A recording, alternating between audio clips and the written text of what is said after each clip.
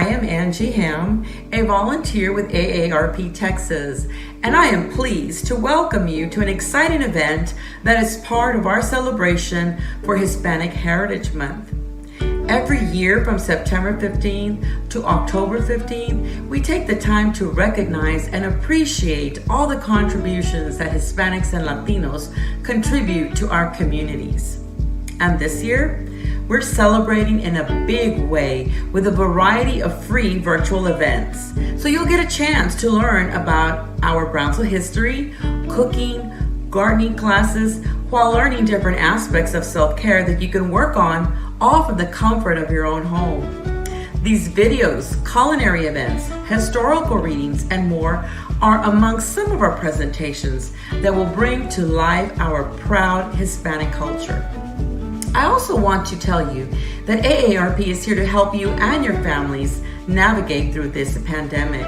So we're encouraging you to get the free COVID-19 vaccine so you can protect yourself, your children, your grandchildren.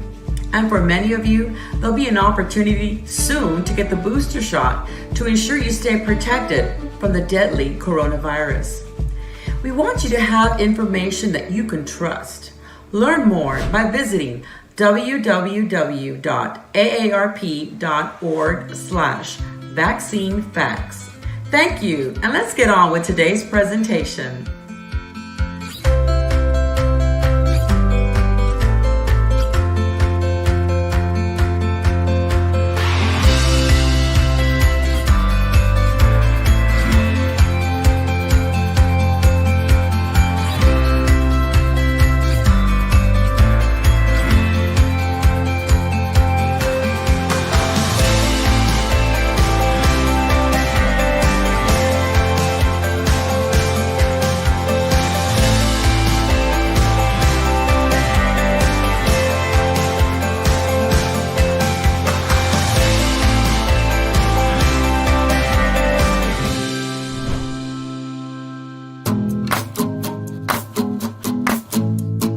I'm so excited to have with us today our special guest, Tara Putenat, who is the director of the Brownsville Historical Association. Tara, thanks so much for joining me this afternoon. Thanks. So let's get started talking about the Costumes of America's Museum, which you oversee. Yes, I'm excited to be here. Thanks so much for the invitation. Oh, you're welcome. So Tara, the Costumes of America's was created by Bessie Kirkland Johnson when she brought over some indigenous costumes from a Mexican trip that she had been on. So how did Bessie begin this collection? Yeah, so that's a great question. That is how we started. She didn't necessarily start the museum, but she did start collecting costumes. Her and various ladies in the city of Brownsville took great pride in their travels to Mexico and South America. And it was when they traveled that they realized that the indigenous populations had these phenomenal handmade costumes for male and females, children, of course, as well. And they found that they were really special, and that's what they started to collect. So it really started as like a personal hobby kind of collection that grew over the years. And I know that collection has grown to over, I believe, 600 pieces. And you all are in transition into a larger space to showcase these beautiful gowns, dresses, and even some, I believe, some little artifacts as well from back in the day.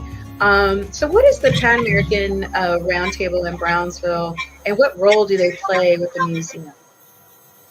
Yeah, so we were actually the 5th table founded in the state of Texas. The first one was in San Antonio, and that movement started in 1916.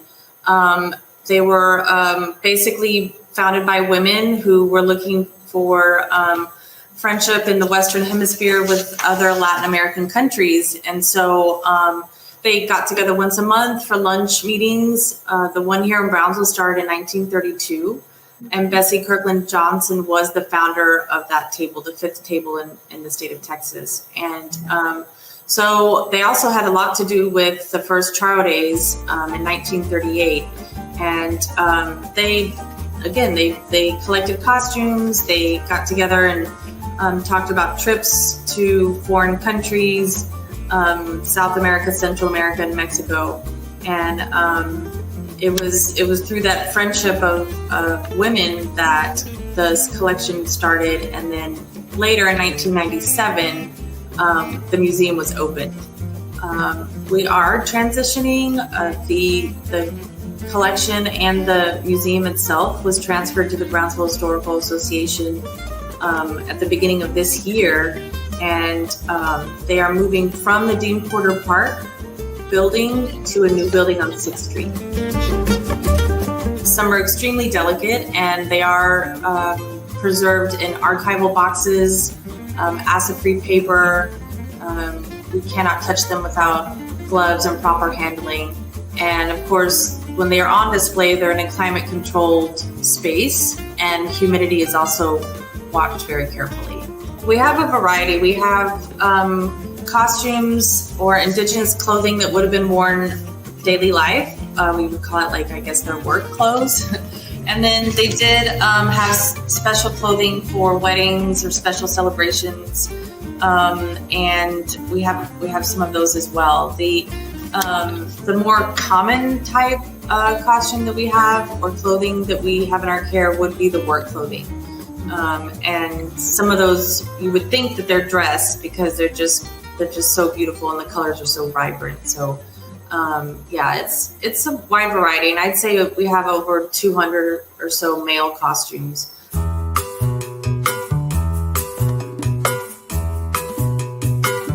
Some of the costumes tell a story. I remember watching something on your website about one of the costumes that had lace, and it told a specific story. I believe that was the one where the woman was waiting for her fiance or lover or boyfriend or whatever you want to call it, Yeah. to be married, and he passed away, and when she went to find him in the forest, that his body had been covered in spider webs, and so the lace mimicked the spider web, so it's black lace. It's beautiful. That's a wonderful. It was stunning. Wow. To needlepoint that, I guess you could say, would have taken a long time for them to do that, or spool it, I guess you could say too, back in the day. Absolutely. So. Yeah, and what makes them especially delicate is that the dyes are natural dyes. So a lot of them come from, insects or plants. And so they will fade over time. They will deteriorate over time. So those are the ones that we have to be especially careful with. So how many countries are represented in all of these collections that you have? So all of the countries of South America and Central America, and we also include Canada. We have some Native American costumes, and the U.S., some of the tribal costumes from our country. So total 22 countries, and we have at least one costume from each. And then, for example, you take Mexico, we have costumes from each state in Mexico.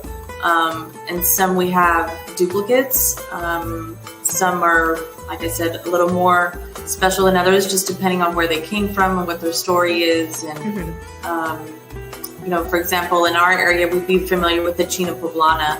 Yes. And there's all kinds of China Poblana designs that you can do. They all follow a similar theme, but the beading and everything can be different on each one. So yeah, those are just gorgeous dresses.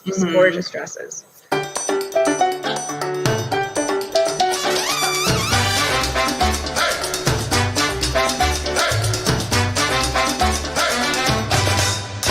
What comes to mind when you think about Hispanic Heritage Month, and what does it mean to you?